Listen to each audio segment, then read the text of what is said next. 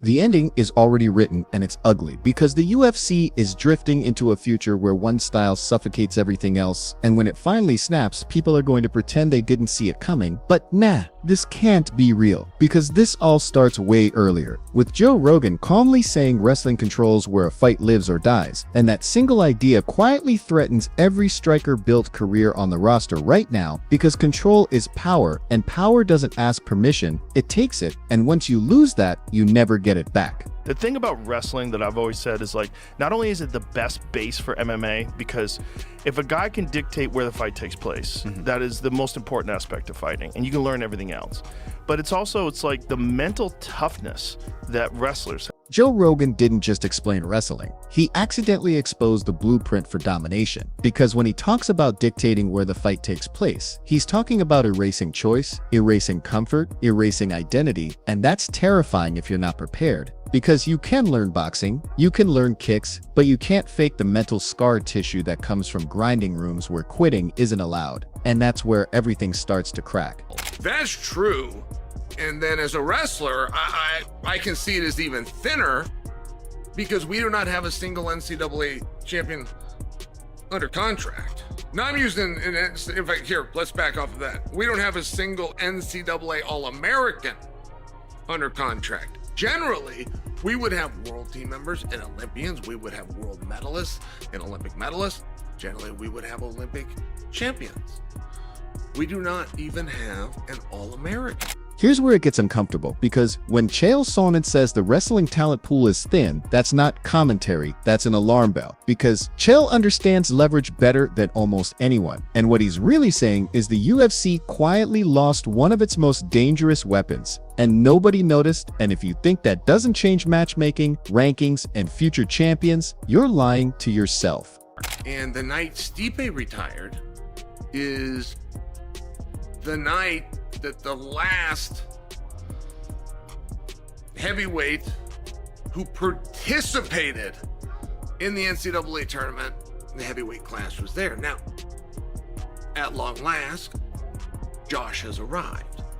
So everything's going to be fine, but getting Josh his run, getting him his time, I think he can fast track it better than anybody.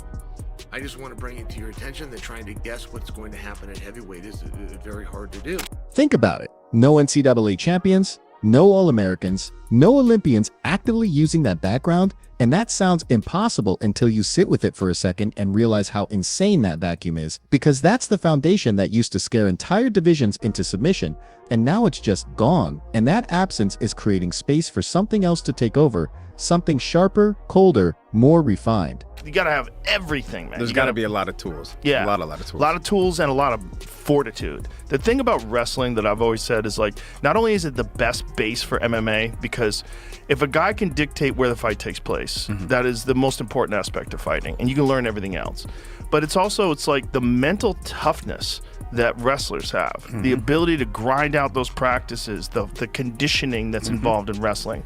It's above and beyond, I think, all other sports. The heavyweight division is where this problem screams the loudest, because when Stipe walked away, an entire era quietly died with him, and Chael pointing out that the last true NCAA heavyweight left the building should terrify fans. Because heavyweight without elite wrestling turns into chaos roulette, and chaos doesn't build legacies, it burns them, and someone is about to exploit that gap fast.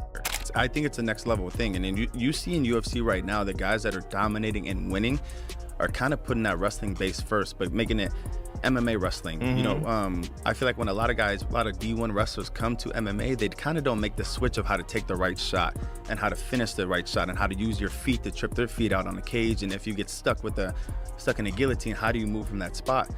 And I think you see the guys that are doing it best, the Islams, the Hamzats, are really going out there and attacking and making sure that people can understand that, hey, you gotta fear this, and then next I'm gonna come with the hands. And so I think that's the biggest thing that we're working on now, is that I've wrestled my whole life and I've done great things and won the Olympics and multiple national championships, but I think the main thing is going out there and understanding that you are that bad dude But when you show them hands, now you have to respect both. And I think that's where a lot of this is going to come into play when I finally get to that point of reaching that competition. Everyone keeps saying everything will be fine because a new name arrived, but that optimism feels forced, rushed, almost desperate, because guessing what happens at heavyweight right now is like betting blindfolded, and that uncertainty is exactly where dangerous figures thrive. And if you think this isn't setting up a violent power shift, you're not paying attention to the silence between the words. Less of a problem certainly now than early in his career.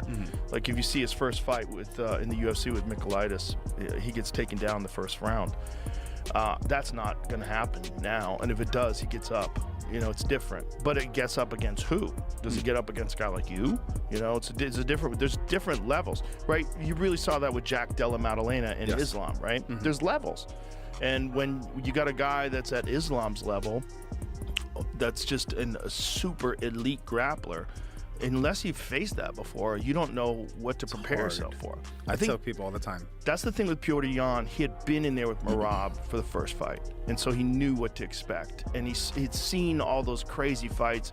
He saw the fight with Sandhagen. Joe Rogan keeps circling back to wrestling for a reason, because it's not just a skill set, it's a survival system. It's what lets fighters stay calm when everything else falls apart. And when he says you need everything, he means no shortcuts, no gimmicks, no highlight reel delusions, because once the cage door closes, conditioning and mental fortitude decide who breaks first. Here, we're going to get into the 2025 Pound for Pound Awards. Henry, would you like to kind of start us off with the first award that will be handed out, Henry? Yeah, of course, man. So, Male Fighter of the Year for 2025. Is it A, Merab Dvalishvili, B, Islam Makhachev, or C, Petr Yan? And here's the part people don't like hearing. Wrestling training rewires your brain. It teaches you how to suffer quietly, how to breathe under pressure, how to function when your body is screaming stop. And when Joe says it's above and beyond other sports, that's not hype. That's experience talking, and experience doesn't lie, even when fans want it to. Не знал, как будет состояние на 5 раундов, не знал я, как буду себя чувствовать вообще в бою, как будут мои силовые показатели соперника, как я буду чувствовать. Из-за этого бой чуть был таким скованным. Но я думаю, в последующем я уже знаю, что я на 5 раундов смогу с любым подраться, я буду чуть больше рисковать, чуть по-другому вести бой. This is where things start getting scary, because when Gable Steveson talks about evolution, he's not praising the present, he's warning the future, because pure wrestling isn't enough anymore, and pure striking never was. And the fighters who understand how to fuse those worlds are the ones about to ruin entire game plans overnight, and some contenders are absolutely not ready for that reality. What if he can outbox him? But it's hard when you got to worry about so many things. And I think Islam did a great job of showing the leg kicks, making Jack switch. Jack didn't really push forward, and Islam, when he did, shot the double, or he shot an outside single.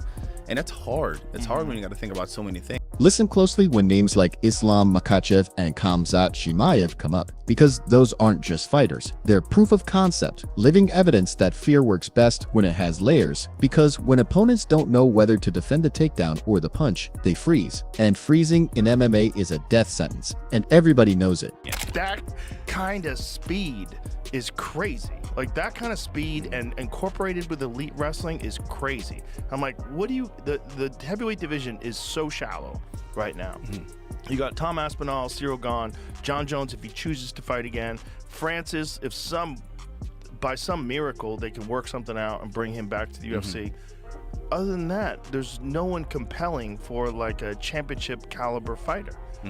There's basically 4 or 5 guys on earth that are in this like championship caliber like class, and you're already there, which is nuts, and you haven't even fought in the UFC yet. When I watched you move and I watched you fight, I was like, okay, how do you stop that? Islam's evolution is the quiet nightmare, because early footage shows vulnerability, mistakes, moments you could attack, but now those moments are gone, erased, polished out of existence. And when Joe says that takedown won't happen anymore, that's not confidence, that's reality. because levels exist and Islam climbed them while others stayed comfortable.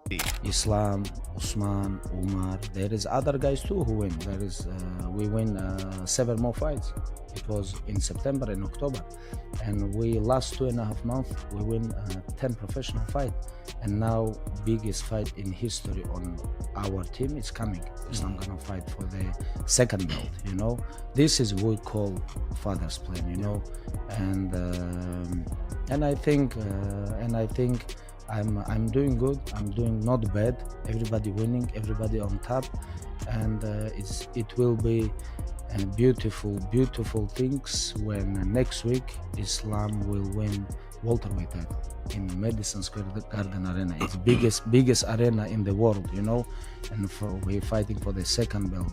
You know, I can't wait and for this legacy fight, and I really believe Islam can make this history. There's a reason elite fighters recognize elite fighters first, because when Henry Cejudo and Kamaru Usman start framing pound-for-pound conversations around Islam, that's not marketing, that's respect mixed with concern, because champions can feel when a new standard is being set, and they know once that standard sticks, careers change fast. What makes Islam terrifying isn't just technique, it's how he forces opponents to process too much information at once. Because leg kicks, stance switches, level changes, and pressure stack until the brain lags behind the body, and when that happens, fights end suddenly, sometimes without the audience even realizing why, and that's the most dangerous kind of dominance. Now pull back and look at heavyweight again, because Joe Rogan calling it shallow isn't disrespect, it's diagnosis. And when he starts listing only 4 or 5 true championship caliber humans on Earth, that should scare you, because that means the margin for error is microscopic, and one new arrival with speed and wrestling could flip the entire division upside down overnight. And the most unsettling part is this still isn't finished, because when Khabib talks about momentum, about legacy, about another belt, it doesn't sound like hope, it sounds like inevitability, like something already decided behind closed doors. And I can't shake the feeling that someone knows something we don't yet. Something big, something explosive, and when it finally surfaces, the whole sport is going to feel it. I keep replaying Joe Rogan's words in my head, not because they were loud, but because they were calm, and calm statements about power are always the most dangerous, because when Joe talks about control, he's talking like someone who's seen careers quietly dismantled, and when I connect that to what Chelson admitted about the talent pool thinning, it feels like a warning nobody wants to fully say out loud yet, because saying it means admitting the sport is changing faster than fans are ready for. Keel Sonnen isn't dramatic by accident, he's dramatic because he understands leverage. And when he says there isn't a single NCAA All-American actively using that base, that's not trivia, that's a vacuum. And vacuums always get filled by something ruthless, because nature and combat sports hate empty space. And whoever steps into that gap with intent is going to look unstoppable until someone figures them out, if they ever do. When Stipe Miocic retired, it felt respectful and quiet on the surface. But under that respect there was panic, because Stipe represented a type of heavyweight that could survive chaos. And once he left, the division lost a stabilizer. And Joe Rogan saying the heavyweight class is shallow isn't disrespect, it's an obituary for balance, because shallow divisions swing wildly and crown kings very, very fast. I don't think people fully understand what Joe means when he says wrestling teaches fortitude, because that word sounds soft until you've seen it in action, until you've watched someone like Kamaru Usman or Islam Makhachev stay calm while everything burns around them. And that calm is terrifying, because panic is loud, but control is silent, and silence wins fights more often than noise ever will.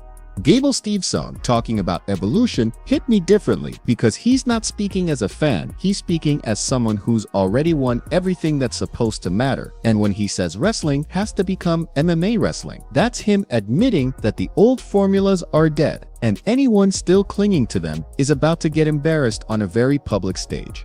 Islam Makhachev is the clearest example of that evolution, because early Islam looked human, beatable, touchable, and now he looks like a system, like something engineered to remove options. And when Joe Rogan casually says those early takedowns won't happen anymore, it lands heavier than hype, because Joe doesn't protect narratives, he reacts to patterns.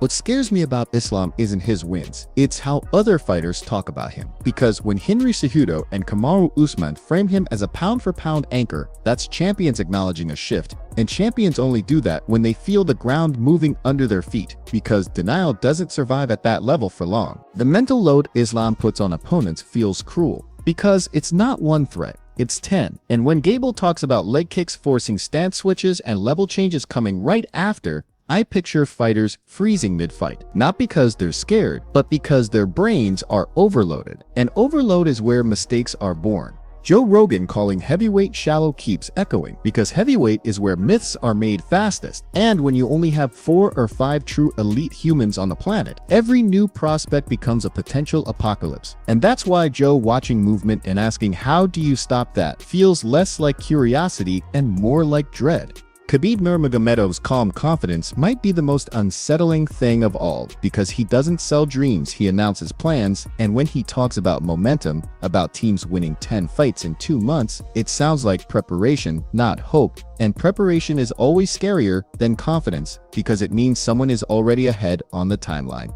I can't shake the feeling that wrestling isn't just returning, it's mutating. Because this isn't the old grind-only style people complained about, this is pressure combined with precision. And when Joe Rogan praises conditioning and mental toughness, he's really pointing out that the next champions won't just be skilled, they'll be exhausting to even survive against. Cattle Sonnen warning about guessing heavyweight outcomes being impossible feels prophetic, because unpredictability favors the prepared, and when divisions lack depth, one complete fighter can monopolize relevance for years. And that kind of control changes contracts, marketing, matchmaking, and even who kids start copying in gyms around the world. I keep thinking about how fans love chaos but hate domination, because chaos feels fair and domination feels unfair, and Islam's rise feels unfair to people who don't understand the work behind it. And that misunderstanding creates resentment, and resentment is usually the loudest right before reality crushes it. Joe Rogan has seen enough eras to know when one is ending, and the way he talks about wrestling now feels different than before. Less nostalgic and more urgent, like he's watching pieces fall into place. And when someone with that much exposure starts sounding cautious, it's worth listening closely instead of cheering blindly. Gable Steveson entering this landscape feels symbolic, because he represents the bridge between old dominance and new adaptation, and whether he succeeds or not almost doesn't matter, because his presence alone tells other wrestlers that MMA isn't off limits anymore, and that realization could quietly reshape recruiting pipelines in the next few years. Islam chasing a second belt isn't just about legacy, it's about validation of a system. Because if he pulls it off, it confirms that this style isn't division specific, it's universal. And once something proves universal in MMA, everyone scrambles to copy it, usually too late and usually imperfectly. The scariest part is how calm everyone involved seems, from Khabib to Joe to Islam himself, because calm usually means preparation is done, and when preparation is done, action follows. And action in MMA doesn't give warnings, it just happens in front of millions of people at once. I feel like fans are about to split into camps without realizing it, between those who want wild stand-up wars and those who respect suffocation-level control. And that split always creates louder arguments, harsher criticism, and more pressure on fighters who can't adapt fast enough to the new expectations. When Joe Rogan says you gotta have everything, it sounds simple, but it's brutal, because everything means no excuses, no hiding behind one skill, no blaming judges or matchups, and that standard is about to expose a lot of beloved fighters in uncomfortable ways, whether people like it or not.